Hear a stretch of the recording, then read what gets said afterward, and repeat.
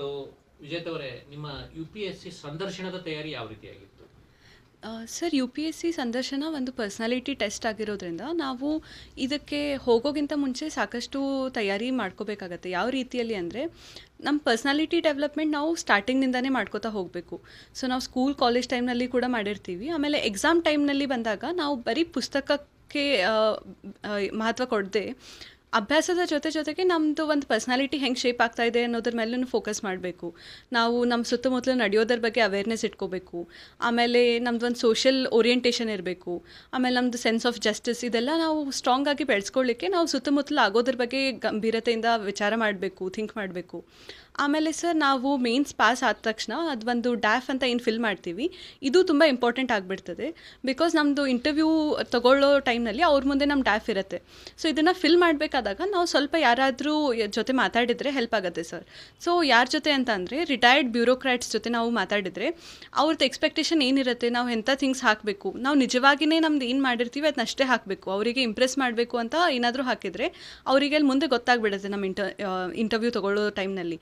So ನಾವು ನಮ್ಮ ವ್ಯಕ್ತಿತ್ವನ ಹೆಂಗೆ ಬೆಸ್ಟ್ ಪ್ರೆಸೆಂಟ್ ಮಾಡಬೇಕು ಅಂತ ಅರ್ಥ ಮಾಡ್ಕೊಳ್ಳಿಕ್ಕೆ ಯಾರಾದರೂ ರಿಟೈರ್ಡ್ ಬ್ಯೂರೋಕ್ರಾಟ್ಸ್ ಜೊತೆ ಅಥವಾ ಸರ್ವಿಂಗ್ ಬ್ಯೂರೋಕ್ರಾಟ್ಸ್ ಜೊತೆ ಮಾತಾಡಿದರೆ ಅವ್ರದ್ದು ಒಂದು ಥಿಂಕಿಂಗ್ ಏನಿದೆ ಅಂತ ನಮ್ಗೆ ಗೊತ್ತಾಗುತ್ತೆ. ಸೊ ಇದನ್ನು ಹೆಂಗೆ ಮಾಡಬೇಕು ಅಂತಂದರೆ, ಮೇನ್ಸ್ ಪಾಸ್ ಆದ ತಕ್ಷಣ ಸುಮಾರು ಕೋಚಿಂಗ್ ಇನ್ಸ್ಟಿಟ್ಯೂಟ್ಗಳು ಒಂದು ಫ್ರೀ ಆಗಿ ನಿಮ್ಮನ್ನು ಅವರೇ ಕಾಂಟ್ಯಾಕ್ಟ್ ಮಾಡಿ ನಾವೊಂದು ಇಂಟರ್ವ್ಯೂ ಗೈಡೆನ್ಸ್ ಪ್ರೋಗ್ರಾಮ್ ಅಂತ ಮಾಡ್ತಾ ಇರ್ತಾರೆ. ಅದನ್ನು ಅವರು ಫ್ರೀ ಆಗಿಯೇ ಕೊಡ್ತಾರೆ ಎಲ್ಲರಿಗೂ.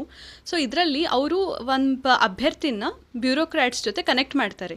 ಸೊ ನಾವು ಡ್ಯಾಫ್ ಫಿಲ್ಲಿಂಗ್ ಮಾಡಬೇಕಾದಾಗೂ ಕೂಡ ಅವ್ರ ಜೊತೆ ಒಂದು 1-to-1 ಡಿಸ್ಕಷನ್ ಟೈಪ್ ಮಾಡ್ತಾರೆ. ಅವರು ನಮ್ಮದು ಅಪ್ಲಿಕೇಶನ್ನ ಒಂದು ಡ್ರಾಫ್ಟ್ ಮಾಡಿದ್ದನ್ನು ನೋಡಿಕೊಂಡು ಇದರಲ್ಲಿ ಏನು ಸರಿಯಾಗಿದೆ, ಏನು ತಪ್ಪಾಗಿದೆ, ಅಥವಾ ಇದರಲ್ಲಿ ನೀವು ಹೆಂಗೆ ಪ್ರಿಪೇರ್ ಆಗಬೇಕು ಅನ್ನೋದನ್ನು ಹೇಳ್ಕೊಡ್ತಾರೆ. ಅಥವಾ ನಮಗೆ ಅದಾಗಲಿಲ್ಲ ಅಂತಂದ್ರೂ ಕೂಡ ಯಾರಾದರೂ ಬೇರೆ ಅಭ್ಯರ್ಥಿಗಳ ಜೊತೆಗೂ ಕೂಡ ನಾವು ಡಿಸ್ಕಸ್ ಮಾಡಬೇಕು, ಹೆಂಗೆ ಫಿಲ್ ಮಾಡಬೇಕು ಅಂತ. ಸೊ ಸರಿಯಾದ ವಿಷಯವನ್ನೇ ಆದರೆ ಪ್ರೆಸೆಂಟ್ ಮಾಡೋದನ್ನು ನಾವು ಸ್ವಲ್ಪ ಚೆನ್ನಾಗಿ ಮಾಡ್ಕೋಬೇಕು. ಆಮೇಲೆ ಸರ್ವಿಸ್ ಪ್ರಿಫರೆನ್ಸ್, ಆಮೇಲೆ ಕ್ಯಾಡರ್ ಪ್ರಿಫರೆನ್ಸ್, ಎಲ್ಲದರಲ್ಲಿ ನಮಗೆ ಹೆಚ್ಚು ಈ ಟೈಮ್ನಲ್ಲಿ ಅವೇರ್ನೆಸ್ ಇರೋದಿಲ್ಲ. ಸೊ ಇದರಿಂದ ಕೂಡ ನಾವು ನಮ್ಮ ಸೀನಿಯರ್ಸ್ ಜೊತೆ ಸ್ವಲ್ಪ ಮಾತಾಡಿ ಯಾವ್ಯಾವ ಸರ್ವಿಸನ್ನು ಯಾವ ಪ್ರಿಫರೆನ್ಸ್ನಲ್ಲಿ ಹಾಕಬೇಕು, ಅದರಲ್ಲಿ ಏನೇನು ಅಪಾರ್ಚುನಿಟೀಸ್ ಇದೆ, ಜಾಬ್ ಪ್ರೊಫೈಲ್ ಏನಿದೆ, ಇದನ್ನೆಲ್ಲ ಸರಿಯಾಗಿ ಅರ್ಥ ಮಾಡ್ಕೊಂಡು ಹಾಕಬೇಕು. ಸೊ ಈ ಟೈಮ್ನಲ್ಲಿ ಸ್ವಲ್ಪ ಮಾರ್ಗದರ್ಶನ ತಗೋಬೇಕು ಸರ್. ಇದಾದ ಮೇಲೆ ನಾವು ಡ್ಯಾಫ್ ಸಬ್ಮಿಟ್ ಮಾಡಿದ ಮೇಲೆ ನಾವು ಏನೇನು ಬರೆದಿರ್ತೀವಿ ಅದರ ಮೇಲೆ ನಮ್ಮ ಸ್ವಂತ ಅಭ್ಯಾಸ ಮಾಡ್ತೀವಿ. ಇದರ ಜೊತೆಗೆ ನಾವು ಪ್ರಿಲಿಮ್ಸ್ ಮತ್ತು ಮೇನ್ಸ್ ಟೈಮ್ನಲ್ಲಿ ಹೆಂಗೆ ಪ್ರಾಕ್ಟೀಸ್ ಮಾಡ್ತೀವೋ, ಪ್ರೀವಿಯಸ್ ಇಯರ್ ಕ್ವೆಶನ್ಸ್ ತೊಗೊಂಡು ಪ್ರಾಕ್ಟೀಸ್ ಮಾಡ್ತೀವಿ, ಆ ಥರನೇ ಈ ಇಂಟರ್ವ್ಯೂ ಟೈಮ್ನಲ್ಲಿ ಕೂಡ ಹೋದ ವರ್ಷ ಯಾವ್ಯಾವ ಕ್ಯಾಂಡಿಡೇಟ್ಸ್ಗೆ ಏನು ಕ್ವೆಶನ್ಸ್ ಕೇಳಿದ್ರು ಅನ್ನೋ ಒಂದು ಟ್ರಾನ್ಸ್ಕ್ರಿಪ್ಟು ಫ್ರೀಯಾಗಿ ಅವೈಲೇಬಲ್ ಇರುತ್ತೆ. ಅಂದರೆ ಸೋಷಿಯಲ್ ಮೀಡಿಯಾದಲ್ಲಿ, ಅಂದರೆ ಟೆಲಿಗ್ರಾಮ್ನಲ್ಲಿ ಅವರು ತಮ್ಮ ಇಂಟರ್ವ್ಯೂ ಆದಮೇಲೆ ಇದನ್ನು ಶೇರ್ ಮಾಡ್ಕೊಂಡಿರ್ತಾರೆ. ನನಗೆ ಈ ಥರ ಕ್ವೆಶನ್ಸ್ ಇದ್ದು, ನನ್ನ ಅಪ್ಲಿಕೇಶನಲ್ಲಿ ನಾನು ಇದನ್ನು ಬರೆದಿದ್ದೆ, ಸೊ ಇದ್ರ ಮೇಲೆ ಅವ್ರು ನಮಗಿಂತ ಕ್ವೆಶನ್ ಕೇಳಿದ್ರು ಅಂತ. ಸೊ ನಮಗೊಂದು ಐಡಿಯಾ ಆಗುತ್ತೆ. ಸೊ ಫಾರ್ ದ ಇಂಟರ್ವ್ಯೂ ಇದೇ ಒಂದು ಪ್ರೀವಿಯಸ್ ಇಯರ್ ಕ್ವೆಶನ್ ಇದ್ದಂಗೆ. ಸೊ ಇದನ್ನು ನಾವು ನೋಡಿಕೊಂಡು ನಮಗೇನು ಅಪ್ಲೈ ಆಗುತ್ತೆ, ನನ್ನ ಗ್ರ್ಯಾಜುಯೇಷನ್ ಸ್ಟ್ರೀಮ್ ಏನಿದೆ, ನಾವು ಯಾವ ಸ್ಟೇಟ್ನಿಂದ ಬಂದಿದ್ದೀನಿ ಅಂತ ವಿಚಾರ ಮಾಡಿ ಅಂಥ ಕ್ವೆಶನ್ ನನಗೇನು ಕೇಳ್ಬೋದು ಅಂತ ಥಿಂಕ್ ಮಾಡಬೇಕು. ಇದಾದಮೇಲೆ ನಾವು ಸ್ವಂತ ಪ್ರಾಕ್ಟೀಸ್ ಮಾಡಬೇಕು. ಕ್ವೆಶನನ್ನು ನಾವೇ ಕೇಳಿಕೊಂಡು ನಾವೇ ಉತ್ತರಿಸಲಿಕ್ಕೆ ಟ್ರೈ ಮಾಡಬೇಕು. ನಮ್ಮ ಫೇಶಿಯಲ್ ಎಕ್ಸ್ಪ್ರೆಷನ್ ಹೆಂಗಿದೆ, ಕೂಡೋ ಪೋಸ್ಚರ್ ಹೇಗಿದೆ, ನಾವು ಸರಿಯಾಗಿ ಕಾನ್ಫಿಡೆನ್ಸ್ನಿಂದ ಮಾತಾಡ್ತಿದ್ವೋ ಇಲ್ಲೋ ಅಂತ ನಾವು ಮಿರರ್ ಮುಂದೆ ಕೂತು ಮಾತಾಡೋದಾಗಲಿ ಅಥವಾ ನಮ್ಮ ಫ್ಯಾಮಿಲಿ ಮುಂದೆ ಕೂತು ಮಾತಾಡೋದು, ಫ್ರೆಂಡ್ಸ್ ಜೊತೆ, ಇದನ್ನು ಮಾಡ್ತೀವಿ. ಇದಾದಮೇಲೆ ನೆಕ್ಸ್ಟ್ ಸ್ಟೇಜ್ ಏನು ಅಂತಂದರೆ, ಈಗ ಇದೇ ಫ್ರೀ ಇಂಟರ್ವ್ಯೂ ಗೈಡೆನ್ಸ್ ಪ್ರೋಗ್ರಾಮ್ ಏನಿರುತ್ತೆ ಇದರಲ್ಲಿ ಅವರು ಮಾಕ್ ಇಂಟರ್ವ್ಯೂಸನ್ನು ಕಂಡಕ್ಟ್ ಮಾಡ್ತಾರೆ. ಸೊ ಇದು ಆನ್ಲೈನ್ ಮತ್ತು ಆಫ್ಲೈನ್ ಎರಡು ಮೀಡಿಯಮ್ನಲ್ಲಿ ಅವ್ರು ಮಾಡ್ತಾರೆ. ಸೊ ನಾನು ಹುಬ್ಳಿಯಲ್ಲಿದ್ದರಿಂದ ನಾನು ಸಾಕಷ್ಟು ಇಂಟರ್ವ್ಯೂಸ್ನ ಆನ್ಲೈನ್ ಮೋಡಲ್ಲಿ ಫಸ್ಟಿಗೆ ತೊಗೊಂಡೆ. ಆಮೇಲೆ ಏನು ಅನ್ನಿಸ್ತು ಅಂದರೆ, ನಾನು ಆ ವಾತಾವರಣ ಹೆಂಗಿರುತ್ತೆ ಅಂತ ನನ್ನ ಅನುಭವ ಆದರೆ ಚೆನ್ನಾಗಿರ್ಬೋದು, ಜಾಸ್ತಿ ಕಾನ್ಫಿಡೆಂಟ್ ಆಗಿರ್ಬೋದು ಅಂತ ಅಂದ್ಕೊಂಡು ನನ್ನ ಇಂಟರ್ವ್ಯೂಗಿಂತ ಒಂದು 10-12 ದಿನ ಮುಂಚೆ ಡೆಲ್ಲಿಗೆ ಹೋಗಿ ಅಲ್ಲಿ ಆಫ್ಲೈನ್ ಮೋಡ್ನಲ್ಲಿ ಈ ಮಾಕ್ ಇಂಟರ್ವ್ಯೂಸನ್ನು ನಾನು ತೊಗೊಂಡೆ ಸರ್. ಸೊ ಇವೆಲ್ಲ ಕೂಡ ಒಂದು ಸುಮಾರು 25 to 30 ಮಿನಿಟ್ಸ್ ಇಂಟರ್ವ್ಯೂಸ್ ಅಷ್ಟೇ ಇತ್ತು. ಸೊ ಅದರಲ್ಲಿ ಅವ್ರು ನನಗೆ ಯಾವ್ಯಾವ ರೀತಿ ಕ್ವೆಶನ್ ಕೇಳಿದರು, ಆಮೇಲೆ ಅದರಿಂದ ನಾನು ಏನು ಕಲಿತೆ, ನಂದು ಯಾವ ಏರಿಯಾ ವೀಕ್ ಇದೆ, ಯಾವ ಏರಿಯಾ ಸ್ಟ್ರಾಂಗ್ ಇದೆ, ನಾನು ಕಾನ್ಫಿಡೆಂಟಾಗಿ ಹೆಂಗೆ ಮಾತಾಡಬೇಕು, ಆಮೇಲೆ ಅದೊಂದು ಫಿಯರ್ ಇರುತ್ತೆ ಸರ್. ಫಸ್ಟ್ ಇಂಟರ್ವ್ಯೂ ಅಂತ ಸ್ವಲ್ಪ ನರ್ವಸ್ನೆಸ್ ಇತ್ತು. ಸೊ ಮಾಕ್ ಇಂಟರ್ವ್ಯೂಸ್ ತೊಗೊಂಡಿದ್ರಿಂದ ಆ ನರ್ವಸ್ನೆಸ್ ಹೋಯಿತು. ಆಮೇಲೆ ಅವರು ನನಗೇನು ಫೀಡ್ಬ್ಯಾಕ್ ಕೊಡ್ತಾರೆ ದಟ್ ಬಿಕಮ್ಸ್ ವೆರಿ ಯೂಸ್ಫುಲ್ ನಾನು ಮುಂದೆ ಇಂಪ್ರೂವ್ ಮಾಡ್ಕೊಳ್ಳಿಕ್ಕೆ. ಪ್ಲಸ್ ಕಾನ್ಫಿಡೆನ್ಸ್ ಬೂಸ್ಟಿಂಗು ಆಗಿಬಿಡುತ್ತೆ ಸರ್. ಬಿಕಾಸ್ ನಾವೊಂದು 8-10 ಮಾರ್ಕ್ಸ್ ತೊಗೊಂಡ್ಬಿಟ್ರೆ ನಮ್ಮಲ್ಲಿರೋ ಎಲ್ಲ ಫಿಯರ್ ಹೋಗಿ ನಾವು ಸರಿಯಾಗಿ ಮಾತಾಡ್ತೀವಿ ಅನ್ನೋ ಕಾನ್ಫಿಡೆನ್ಸ್ ಬಂದುಬಿಡುತ್ತೆ. ಸೊ ಆ್ಯಕ್ಚುಯಲ್ ಇಂಟರ್ವ್ಯೂದಲ್ಲಿ ಇದು ಹೆಲ್ಪ್ ಆಗುತ್ತೆ ಸರ್. Very nice.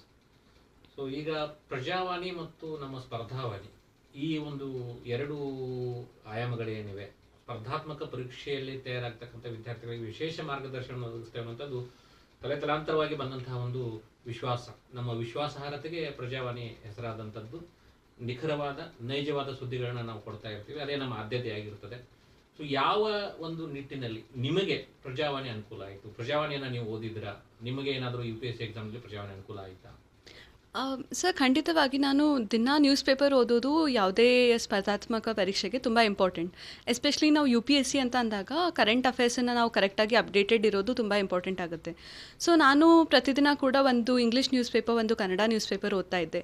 ಸೊ ಕನ್ನಡದಲ್ಲಿ ಬಂದಾಗ ಒಂದು ಸ್ಟ್ಯಾಂಡರ್ಡ್ ಅಂತಂದರೆ ನಾವು ಪ್ರಜಾವಾಣಿನೇ ಮನೆಯಲ್ಲಿ ತರಿಸ್ತಾ ಇದ್ವಿ ಮುಂಚೆಯಿಂದನೂ, ನಾನು ಈ ಎಕ್ಸಾಮ್ಗೆ ಕಟ್ಟೋಗಿಂತ ಮುಂಚೆಯಿಂದನೂ. ಸೊ ನಾನು ಅದನ್ನೇ ಓದ್ತಾ ಇದ್ದೆ. ಆಮೇಲೆ ಎಲ್ಲ ಕರೆಂಟ್ ಅಫೇರ್ಸ್ ನಮಗೆ ಒಂದು ನಿಖರವಾದ ಫಾರ್ಮ್ನಲ್ಲಿ ಶಾರ್ಟಾಗಿ ತಿಳ್ಕೊಂಡ್ಬಿಟ್ರೆ ಅದು ನಮ್ಗೆ ಎಕ್ಸಾಮ್ನಲ್ಲೂ ಹೆಲ್ಪ್ ಆಗುತ್ತೆ. ಆಮೇಲೆ ನಮ್ಮದು ಜನರಲ್ ಅವೇರ್ನೆಸ್ ಕೂಡ ಇಂಪ್ರೂವ್ ಆಗುತ್ತೆ. ಸೊ ಆಮೇಲೆ ಒಂದು ನಮ್ಮದು ಕಂಪಲ್ಸರಿ ಪೇಪರ್ ಏನಿರುತ್ತೆ ಅದರಲ್ಲಿ ಕೂಡ ನಾವು ಎಸ್ಸೆ ಅದೆಲ್ಲ ಬರೀಲಿಕ್ಕೆ ನಮಗೆ ಚಾನ್ಸ್ ಇರುತ್ತೆ. ಸೊ ಅದನ್ನು ಬರೆಯುವಾಗ ಕೂಡ ಪ್ರಜಾವಾಣಿಯಲ್ಲಿ ನಾವು ಎಡಿಟೋರಿಯಲ್ ಪೇಜಸ್ನೆಲ್ಲ ಸರಿಯಾಗಿ ಓದ್ಕೊಂಡಿದ್ರೆ ಎಸ್ಸೆ ಬರೀಲಿಕ್ಕೆ ಕೂಡ ಸಾಕಷ್ಟು ಹೆಲ್ಪ್ ಆಗುತ್ತೆ. ಸೊ ಓಕೆ, ಈಗಾಗಲೇ ನಿಮಗೆ ನಿಮ್ಮ ಸ್ಪರ್ಧಾವಾಣಿಯನ್ನು ನಾವು ನಿಮ್ಮ ಕೈಯಲ್ಲಿ ಕೊಟ್ಟಿದ್ದೀವಿ. ಸೊ ಸ್ಪರ್ಧಾವಾಣಿಯನ್ನು ನೀವು ಪರಾಮರ್ಶೆ ಮಾಡಿದ್ದೀರಿ, ನೋಡಿದ್ದೀರಿ. ಸೊ ಸ್ಪರ್ಧಾವಾಣಿ ಮ್ಯಾಗಝಿನ್ ಏನಿದೆ, ನಿಖರವಾಗಿ ಸ್ಪರ್ಧಾತ್ಮಕ ಪರೀಕ್ಷೆ ಎದುರಿಸುವಂಥ ವಿದ್ಯಾರ್ಥಿಗಳನ್ನೇ ಕೇಂದ್ರೀಕೃತವಾಗಿ ನಮ್ಮ ಪ್ರಜಾವಾಣಿ ಅಷ್ಟೇ ವಿಶ್ವಾಸಾರ್ಹತೆಯಿಂದ, ಅದೇ ಸುದ್ದಿ ಮೂಲದಿಂದ ಮತ್ತಿತರ ನಿಖರವಾದ ಮಾಹಿತಿಗಳನ್ನು ಸಂಗ್ರಹಿಸಿ ನಾವು ವಿದ್ಯಾರ್ಥಿಗಳಿಗೆ ಕೊಡ್ತಾ ಇದ್ದೀವಿ. ಬೇರೆ ಬೇರೆ ಸ್ಪರ್ಧಾತ್ಮಕ ಪರೀಕ್ಷೆಗಳನ್ನು ಎದುರಿಸುವಂಥ ಎಲ್ಲ ವಿದ್ಯಾರ್ಥಿಗಳಿಗೆ ಅನುಕೂಲ ಆಗಲಿ ಅಂತ ಕೊಡ್ತಾ ಇದ್ದೀವಿ. ಸೊ ಅದರ ಒಂದು ಪರಾಮರ್ಶೆಯನ್ನು ನೀವು ಮಾಡಿದ್ದೀರಿ. ಅದರ ಬಗ್ಗೆ ನಿಮ್ಮ ಅಭಿಪ್ರಾಯ ಏನು? ಸರ್, ನಾನು ಈ ಮ್ಯಾಗ್ಝಿನನ್ನು ನೋಡಿದ ತಕ್ಷಣ ನನಗೆ ತುಂಬ ಸಂತೋಷ ಆಯಿತು. ಯಾಕಂದರೆ ಇದು ಪ್ರಜಾವಾಣಿಯ ಒಂದು ಹೊಸ ಇನಿಷಿಯೇಟಿವ್, ಎಸ್ಪೆಷಲಿ ಫಾರ್ ನಮ್ಮದು ಸ್ಪರ್ಧಾತ್ಮಕ ಪರೀಕ್ಷೆಗಳಿಗೆ, ಆಮೇಲೆ UPSC, KPSC ಈ ಥರ ಎಲ್ಲ ಎಕ್ಸಾಮ್ಗಳಿಗೆ ಒಂದು ಕನ್ನಡದಲ್ಲಿ ಒಂದು ಸ್ಟ್ಯಾಂಡರ್ಡ್ ಸೋರ್ಸ್ ಅಂತ ನಂಗೆ ಮುಂಚೆ ಗೊತ್ತಿದ್ದಿದ್ದಿಲ್ಲ. ಸೊ ಈಗ ಇದನ್ನು ನೋಡಿದಾಗ ಅನಿಸುತ್ತೆ may be this can be use like that ಅಂತ. ಯಾಕಂದರೆ ಇದರಲ್ಲಿ ಪ್ರತಿಯೊಂದು ನಮ್ದು ಏನು ಜನರಲ್ ಸ್ಟಡೀಸ್ ಪೇಪರ್ಸ್ ಇರ್ತವೆ ಅದರದ್ದು ಸೆಗ್ಮೆಂಟೆಡ್ ವೈಸ್ ಕರೆಂಟ್ ಇವೆಂಟ್ಸ್ ಏನೇನು ನಡೀತಾ ಇದೆ ಅನ್ನೋದು ಕ್ಲಿಯರಾಗಿ ಕೊಟ್ಟಿದ್ದಾರೆ.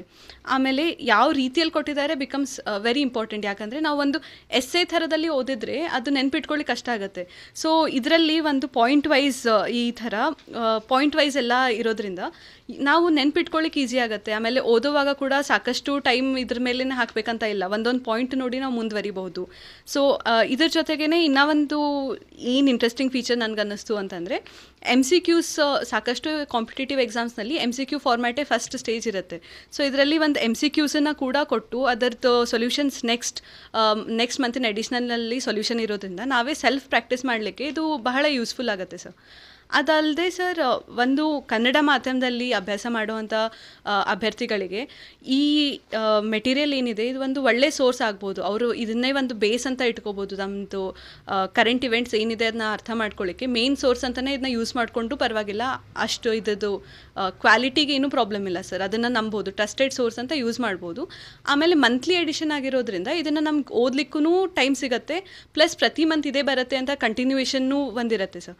ಸೊ ಅದರಿಂದ ನನಗೆ ಈ ಇನಿಷಿಯೇಟಿವ್ ತುಂಬ ಇಷ್ಟ ಆಯಿತು. ಸೊ ಯಾರಾದರೂ ಪರೀಕ್ಷೆಗೆ ತಯಾರಿ ಮಾಡ್ತಾಯಿದ್ರು ಅಂತಂದರೆ ಡೆಫಿನೆಟ್ಲಿ ಸ್ಪರ್ಧಾವಾಣಿನ ತೊಗೊಂಡು ಅದನ್ನು ತಮ್ಮದು ಒಂದು ಮೇನ್ ಸೋರ್ಸ್ ಅಂತ ಕರೆಂಟ್ ಅಫೇರ್ಸಿಗೆ ಯೂಸ್ ಮಾಡ್ಕೋಬೋದು ಅಂತ ನಾನು ಹೇಳ್ತೀನಿ ಸರ್. ವಿಜೇತಾ, ಧನ್ಯವಾದಗಳು. ಪ್ರಜಾವಾಣಿ ಮತ್ತು ಸ್ಪರ್ಧಾವಾಣಿ ಕುರಿತಾದಂಥ ನಿಮ್ಮ ಅಭಿಮಾನಪೂರ್ವಕ ಮಾತುಗಳಿಗೆ ನಾವು ಕೃತಜ್ಞರಾಗಿದ್ದೀವಿ.